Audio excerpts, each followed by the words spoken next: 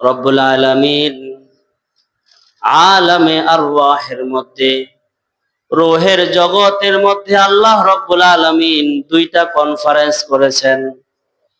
একটা কনফারেন্সের নাম হয়েছে তাওহীদ সম্পর্কে কনফারেন্স, আরেকটা হলো রিসালাত সম্পর্কে, নবীজির রিসালাত সম্পর্কে আরেকটি কনফারেন্স হয়েছে।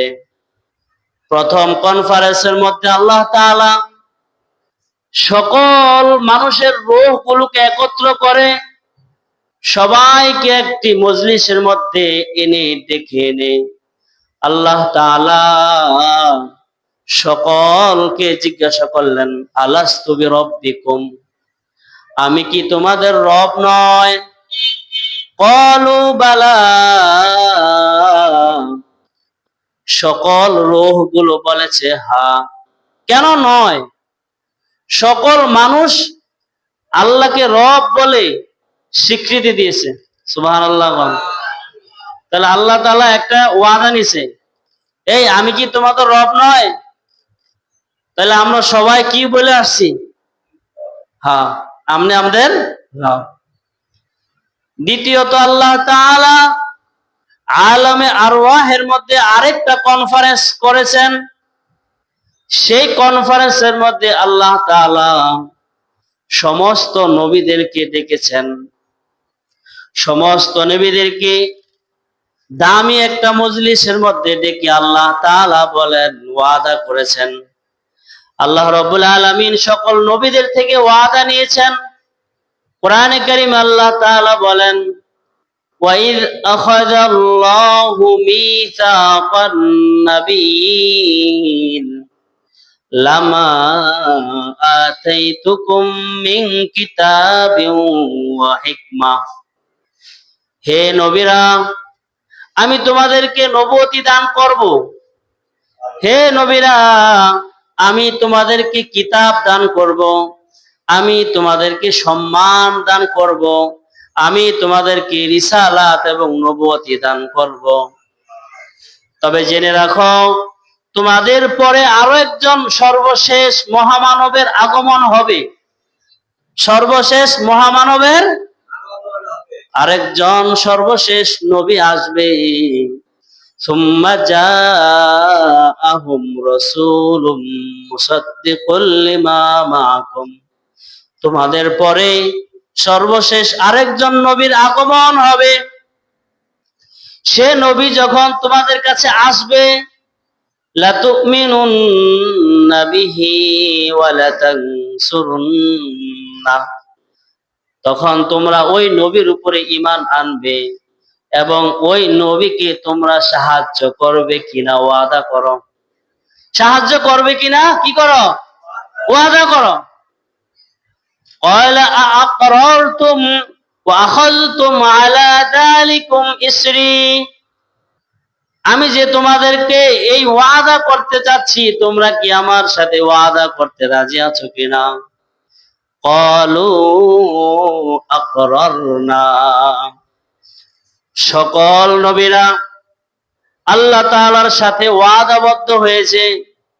হে রব্বুল আলামিন, আমাদের সর্বশেষ যে নবীর আগমন হবে, সেই নবী যদি আমাদের সামনে এসে যায়, তাহলে অবশ্যই অবশ্যই আমরা সবাই ওই নবীর উপরে ঈমান আনবো আর ওই নবীকে সাহায্য করব।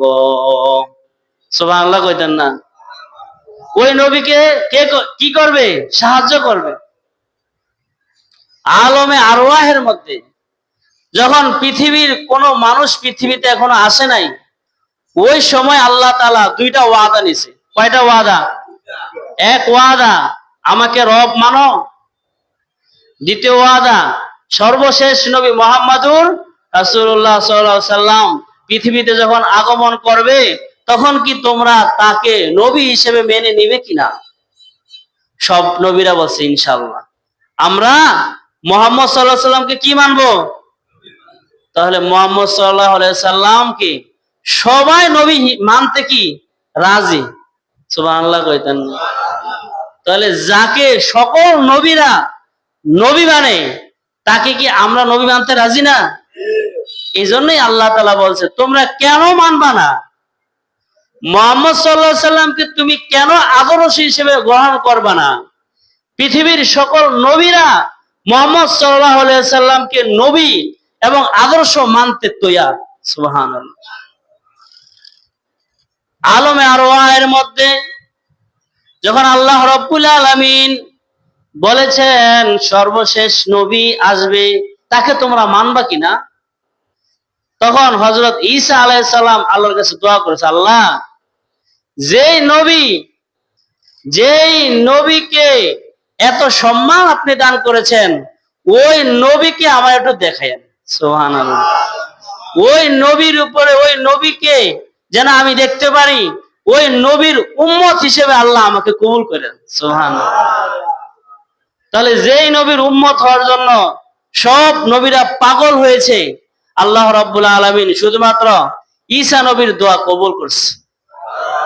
আমরা তো দোয়া করি নাই, আল্লাহ তাআলা আমাদেরকে বিনা দোয়ায় সেই শ্রেষ্ঠ নবীর উম্মত হওয়ার তৌফিক দান করছেন। বলেন আলহামদুলিল্লাহ। এখন আপনারা হয়তো বলতে পারেন, হুজুর আলমে আরওয়াহের মধ্যে রূহের জগতে আল্লাহ যে আমাদের থেকে ওয়াদা নিছে এটা তো আমাদের মনে নাই, এটা তো বুঝা আসতেছে না, এরকম একটা হইতে পারে না? আলমে আরওয়াহের মধ্যে যে আমাদের সাথে আমরা যে ছিলাম আমাদের তো এটা কি মনে নাই, বুঝে আসতেছে না। আচ্ছা তাহলে আমি আপনাকে একটা প্রশ্ন করি, আমরা কি সবাই আমাদের মায়ের পেটে ছিলাম না? তো মায়ের পেটে যে ছিলাম এটা মনে আসেনি? মায়ের পেটে আপনি যে আছিলেন এটা মনে আসেনি আপনার? না, মায়ের পেটে আমরা ছিলাম, আমরা কথা বলছি, মার সাথে কথা বলছি, ফেরেশতার সাথে কথা বলছি, আমরা খেলাধুলা করেছি, আর মায়ের পেটে থাকা অবস্থায় আমরা মনে করেছি এটাই মনে হয় পৃথিবী, এটাই মনে হয় অনেক কিছু, এর থেকে আর আমরা বাইরে বের হব না, এটা আমরা মনে করেছি। কিন্তু মায়ের পেট থেকে বের হওয়ার পরে দেখা যায় মায়ের পেট কি, তার চেয়ে আরো বিশাল জগৎ দুনিয়া। আলমে আরওয়াহের মধ্যে মনে নাই, তার মানে আল্লাহ ওয়াদা নেয় না, বিষয়টা এমন না। এটা আমাদের কি নাই, মনে নাই। মনে নাই বিদায় কি বাস্তবতার বিরুদ্ধে না, এটা আমাদের মনে নাই। আল্লাহর নবী যে শ্রেষ্ঠ নবী, ওনাকে মানতে হবে, উনি আদর্শ, ওনার প্রত্যেকটা ক্ষেত্রে আমাদের আদর্শ হিসেবে ওনার কথাবার্তা সবকিছু আমাদের মানতে হবে। আল্লাহ তাআলা আমাদেরকে বলছেন লাকাদ কানা লাকুম ফি রাসূলিল্লাহি উসওয়াতুন হাসানা, তোমাদের জন্য উত্তম আদর্শ হলো মুহাম্মাদুর রাসূলুল্লাহ। উত্তম আদর্শ। একটা মানুষের দুইটা জীবন থাকে। বলেন একটা মানুষের কয়টা জীবন? একটা জীবনকে বলা হয় পারিবারিক জীবন, আরেকটাকে বলা হয় সামাজিক জীবন। আমাদের পৃথিবীর মানুষগুলোর এমন খুব কমই পাওয়া যায় যে পারিবারিক জীবনও ভালো, সামাজিক জীবনও ভালো, এমন মানুষ পাওয়া যায় না। পারিবারিক জীবনে এমনও হতে পারে ভাইয়ে ভাইয়ে ঝগড়া আছে, আছে না নাই? বোন লগে ঝগড়া, চাচার লগে ঝগড়া, বাবার লগে ঝগড়া, এরকম আছে না নাই? ছেলে সন্তান লাগে কি ঝগড়া, এরকম একটা ঘটনা তার জীবনে আছে। আবার কেউ এমন হতে পারে পারিবারিক জীবনে সুখী, কিন্তু সামাজিক জীবনে মানুষের সাথে সে ভালো ব্যবহার করে না, রাস্তাঘাটে মানুষের লগে খারাপ ব্যবহার করে, সবার লগে না করলেও দুই একজন লগে কি খারাপ কাজ করে। কিন্তু মুহাম্মদ সাল্লাল্লাহু আলাইহি ওয়াসাল্লাম এমন একজন মহামানব, যার জীবনের পারিবারিক জীবন, সামাজিক জীবন, অর্থনৈতিক জীবন, রাষ্ট্র জীবন এমন ছিল, তার জীবনের এক মুহূর্ত নবীর জীবনে কোন রকমের কলঙ্ক ছিল না। সুবহানাল্লাহ। নবীর জীবনে একটা ভুল ছিল না, নবীর জীবনে একটা মিথ্যা ছিল না, নবীর জীবনে একটা অসৎ কাজ ছিল না, নির্লজ্জ কাজ ছিল না। নবীর বলেন সব দিক থেকে 100-তে 100, সব দিক থেকে কি 100-তে 100। মুহাম্মদ সাল্লাল্লাহু আলাইহি ওয়াসাল্লাম, ওনাকে মানতে হবে, ওনার আদর্শই আমাদের গ্রহণ করতে হবে। কারণ ওনার জীবনের কোন একটি অধ্যায়ে কলঙ্ক নাই। সুবহানাল্লাহ তো কইতেন না? তো এরকম কোন মানুষ আসেনি যে পৃথিবীতে তার জীবনে কলঙ্ক নাই, নবীজি ছাড়া। বর্তমানে যত নেতা বলেন, আর যত কিছুই বলেন না কেন, যত নেতাই হোক তার জীবনে কোনো না কোনো কি আছে, রং, ভুল সিদ্ধান্ত আছে। কিন্তু মুহাম্মদ সাল্লাল্লাহু আলাইহি সাল্লাম এমন একজন নেতা, যে নেতার জীবনে কোনো কলঙ্ক নাই। সুবহানাল্লাহ। তাহলে মানবেন কারে? কলঙ্ক ওয়ালারে না কলঙ্ক ছাড়ারে? যিনি কলঙ্ক মুক্ত, তাকেই তো আমরা আদর্শ মানা উচিত। এই জন্য সেই মহামানব আমাদের নবী মুহাম্মদুর রাসূলুল্লাহ, তার মধ্যে আমাদের আদর্শ। কোরআনে কারীম আল্লাহ তাআলা বলেন, ইন্নাকা লাআলা খুলুকিন আযীম। নিশ্চয়ই মুহাম্মদ সাল্লাল্লাহু আলাইহি ওয়াসাল্লাম হলেন উত্তম আদর্শের অধিকারী। সুবহানাল্লাহ। খুলুকিন আযীম, মহা চরিত্রবান, উত্তম চরিত্রবান, এমন চরিত্রবান পৃথিবীতে আর পাওয়া যায় না। তার মধ্যে একটা চরিত্র হলো মুহাম্মদ সাল্লাল্লাহু আলাইহি ওয়াসাল্লাম একজন ন্যায়পরায়ণ বিচারক। কি পরায়ণ? জোরে কথা বলেন, কি পরায়ণ? ন্যায়পরায়ণ বিচারক একজন, তিনি হলো মুহাম্মদুর রাসূলুল্লাহ। এছাড়া পৃথিবীর যত বিচারক বলেন, দলীয় সিস্টেমে বিচার করে। যত রাষ্ট্র বলবেন, রাষ্ট্রের নীতিতে বিচার করবে। কিন্তু মুহাম্মদ সাল্লাল্লাহু আলাইহি সাল্লাম, উনি ইনসাফের সাথে, যে অন্যায় করেছে তার বিচার হবে, যে অন্যায় করে না তার কি হয় না, বিচার হয় না। মুহাম্মদ সাল্লাল্লাহু আলাইহি ওয়াসাল্লাম একজন আদর্শবান ন্যায় বিচারক, একজন মহামানব। ওই সময়ে একজন মাখজুমা গোত্রের একজন নারীর ক্ষেত্রে মামলা এসেছে। মাখজুমা গোত্রের একজন নারী চুরি করছে। বলেন কি করছে? আপনারা কেন আছেন, একটু কথা বললেন না? মাখজুমা গোত্রের নারী কি করছে? মাখজুমা গোত্রের একজন মুসলমান নারী চুরি করছে। নবীর কাছে বিচার আসছে। নবীজি বিচার করবেন, মুসলমানদেরকে মাফ করে দিবেন না। মুহাম্মদ সাল্লাল্লাহু আলাইহি সাল্লাম তো এক বিন্দু পরিমাণ ছাড় দিতে রাজি না। কোরআনে আল্লাহ তাআলা বলছেন, চুরির শাস্তি কি হবে? আস-সারিকু ওয়াস-সারিকাতু ফাকতাউ আইদিয়াহুমা। যে চুরি করবে, চাই পুরুষ হোক আর মহিলা হোক, তার হাত কেটে দিতে হবে। তার কি কেটে দিতে হবে? বাস, শাস্তি হলো এটা। নবীজি তো এক পরিমাণও ছাড় দিবে না। সব সাহাবায়ে কেরাম মানে একটু ভয়ে আছে, আরে এ তো মুসলমান, যদি শুনে মুসলমানে চুরি করছে আর যদি তার হাত কেটে দেয়, তাহলে তো মুসলমানের মান সম্মান থাকবে না।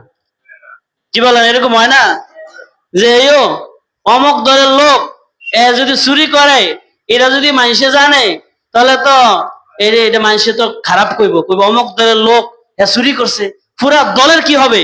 বদনাম হবে। মুসলমান সাহাবায়ে কেরাম বিভিন্ন জনের সাথে পরামর্শ করছে, আচ্ছা এই শাস্তিটা কি কোনোভাবে বাদ দেওয়া যায়নি?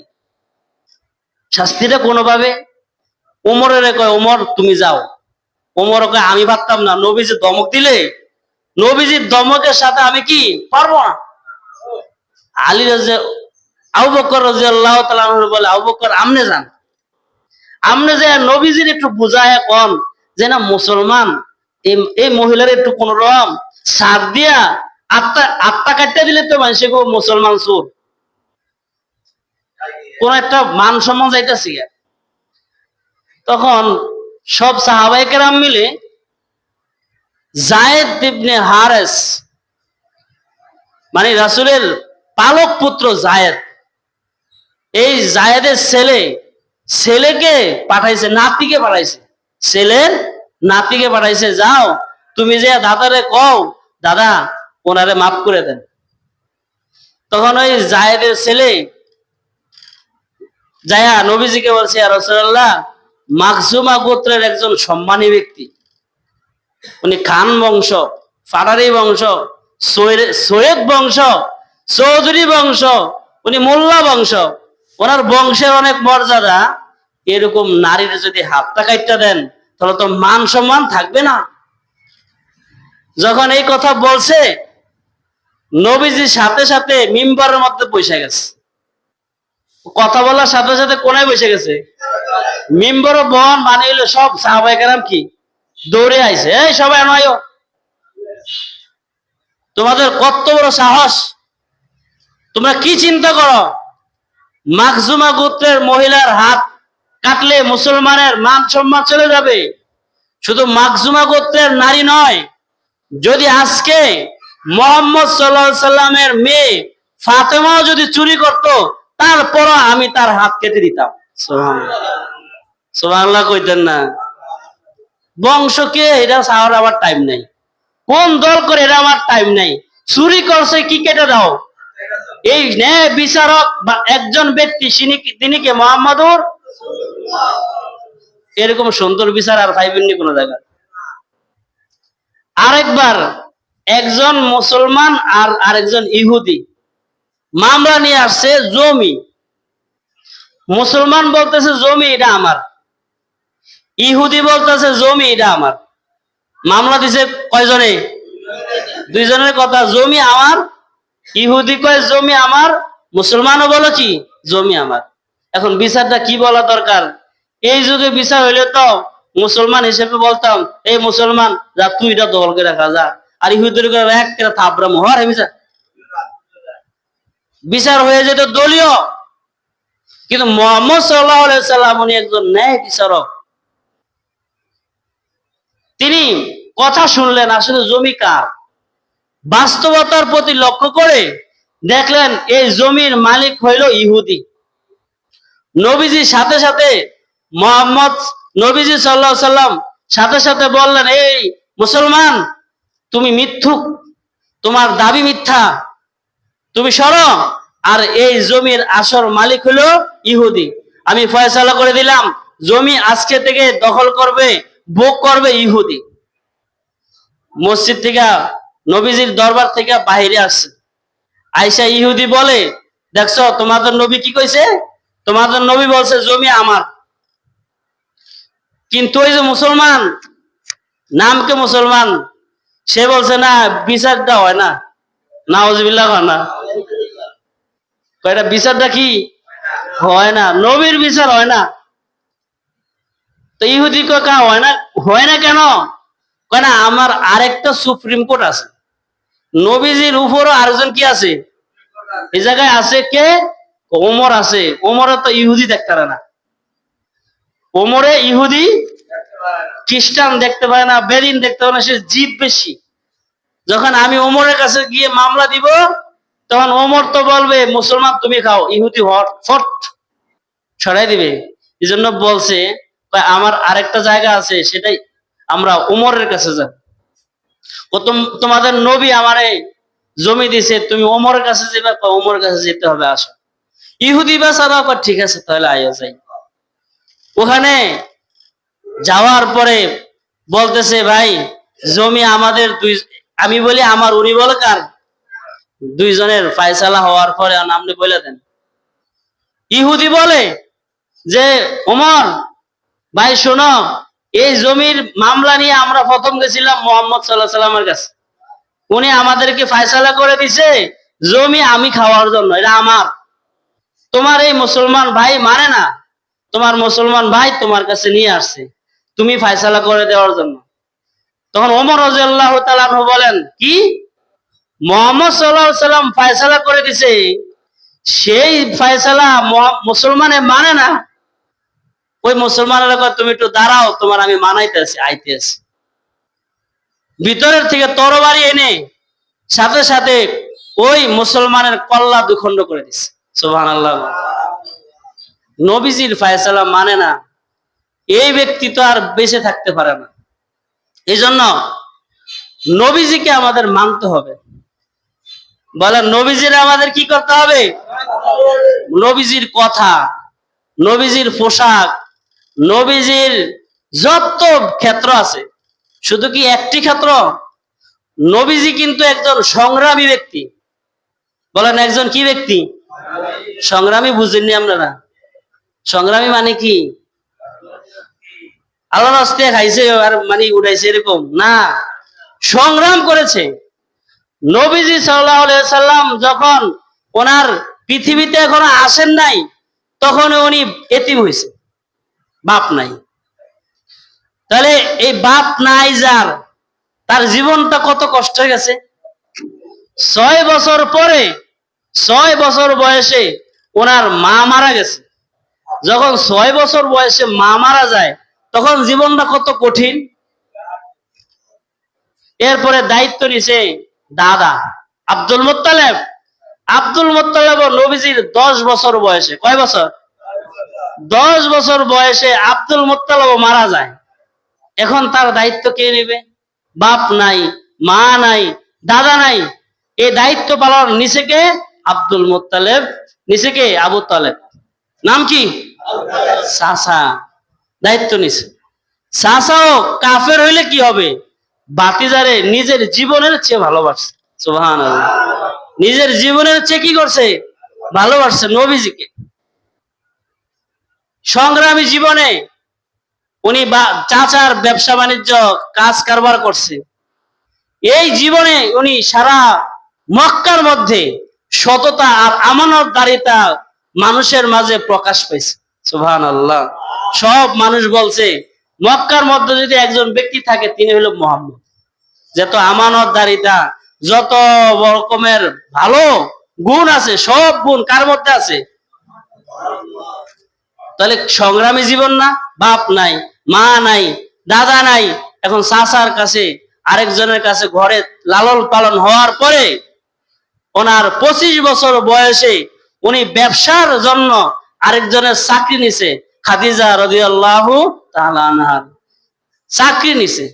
চাকরি করতে যে একবারের অল্প কিছুদিনের ব্যবসা বাণিজ্যর চলাফেরা দেখে খাদিজা রাদিয়াল্লাহু তাআলা আনহা বিবাহের প্রস্তাব দিছে। সুবহানাল্লাহ। কি জীবন! বিবাহের প্রস্তাব। নবীজি এই সংগ্রামী জীবন গ্রহণ করেছে, তার ঘর নাই, বাড়ি নাই। তাহলে এক সময় ছিল দাদার ঘর, আরেক সময় ছিল চাচার ঘরে, এখন হয়েছে কার ঘরে? বউর ঘর। বউর ঘরে সংসার জীবন চলাফেরা করতে করতে এক সময় 40 বছর বয়স হয়েছে। যে সময় আল্লাহ তাআলা নবীজিকে নবুয়তি দান করেছে, ওই সময় কয়জন মুসলমান আছিল? যে সময় নবীজিকে নবুয়তি দান করেছে ওই সময় মুসলমান আছিল কয়জন? কইতে পারতেন না? কি করে কইতে পারতেন না? কয়জন মুসলমান আছিল বলতে পারতেন না? আরে একজনও নাই। যে সময় নবুয়তি দিছে এসব কি কেউ মুসলমান হয়েছেনি? সারা পৃথিবী নীরব নিস্তব্ধ, সবাই মূর্তি পূজায় লিপ্ত। এই সময় হঠাৎ করে নবীজিকে বলছে মূর্তি পূজা বাদ দিয়া এখন সবাইকে আল্লাহর ইবাদত করার জন্য ডাকতো। তখন মুহাম্মদ সাল্লাল্লাহু আলাইহি সাল্লাম একা একা পাহাড়ের উপরে এসে সবাইকে ডাক দিছে, সবাই আসছে। আসার পরে সবাই কথা শুনে না, গোপনে কথা শুনছে। সবার আগে নিজের বিবি। বলেন সবার আগে ঈমান আনছে কে? সবার আগে ঈমান আনছে খাদিজা, বউ। আজকে আমাদের বউ কি অবস্থা? আমাদের কথা শুনে না, আমাদের কথা শুনে না। এরকম বউ আছে না নাই? না আপনি যা কইবেন তার কি উল্টা, তার জোরে কর না। আমরা যেটা কই বউ কি কয় উল্টা। আমি যদি কে এমি, বউ যায় কি করে এমি। একবার এক মানে বুজুর্গ গল্প শুনাইছে, ওই বুজুর্গের বউ হইছে উল্টা। সবসময় কি উল্টা চলে, সব সময় উল্টা চলে। এখন একদিন বউ বলতেছে আমি বাপের বাড়ি যাবো, তো স্বামী বলতেছে আইজে যাইও না। যখন যাইও না নিষেধ করছে, তখন ওই বউর ভিতরে মানে শয়তান ঢুকছে যে না আমি যাবো, মানা করছে গেলে যাবো। এখন স্বামী বলছে যাইও না, না আমি যাবো। মা কানা লিমুমিনিন ওয়ালা মুমিনাতিন ইযা কাদাল্লাহু ওয়া রাসূলুহু আমরা আন ইয়াকুনা লাহুমুল খিয়ারাতু মিন আমরিহিম। আল্লাহ তাআলা বলেন,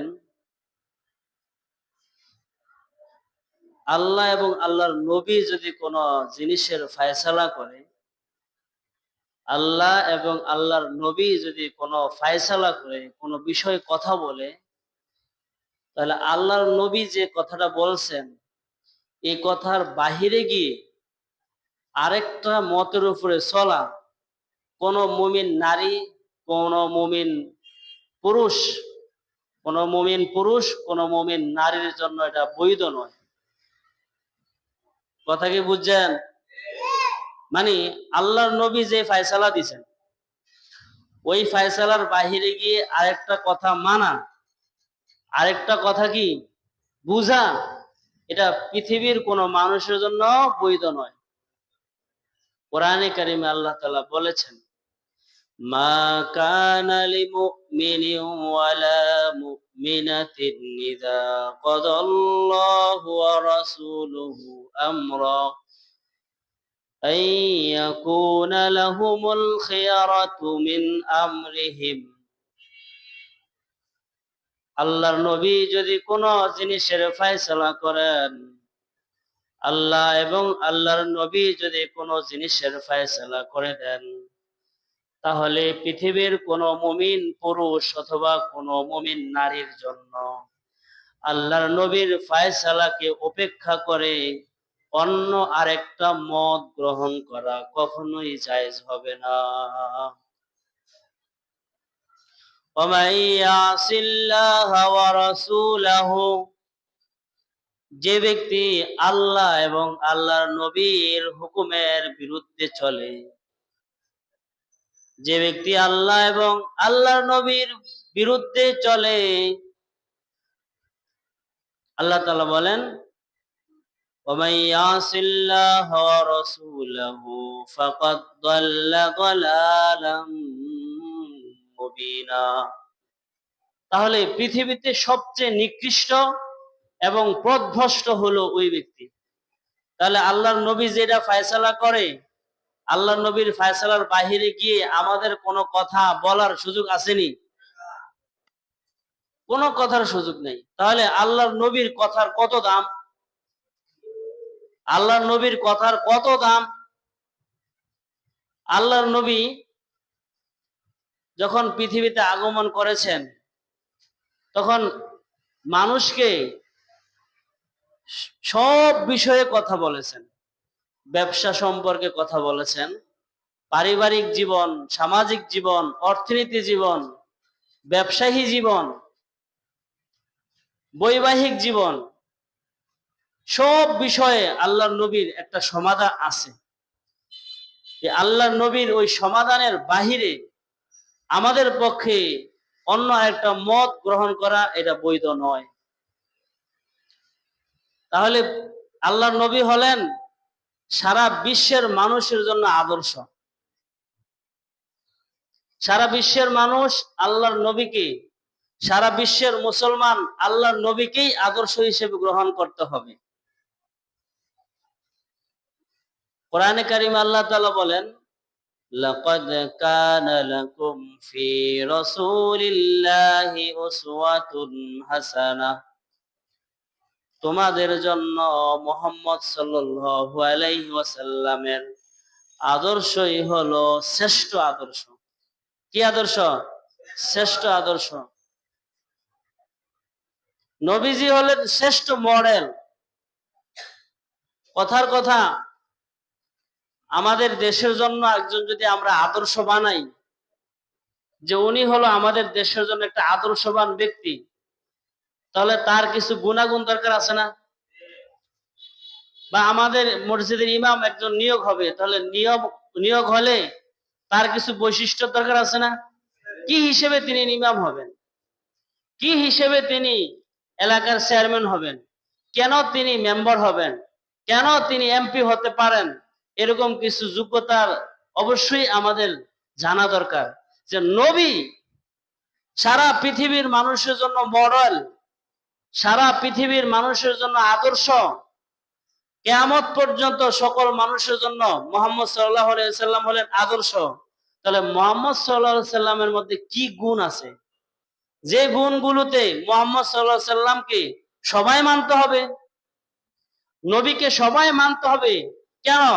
নবীর মধ্যে কি এমন গুণ আছে? এক নাম্বার, নবীর মধ্যে এক নাম্বার গুণ হলো আল্লাহর নবীকে আল্লাহ তাআলা সর্বশ্রেষ্ঠ মর্যাদা দান করছে।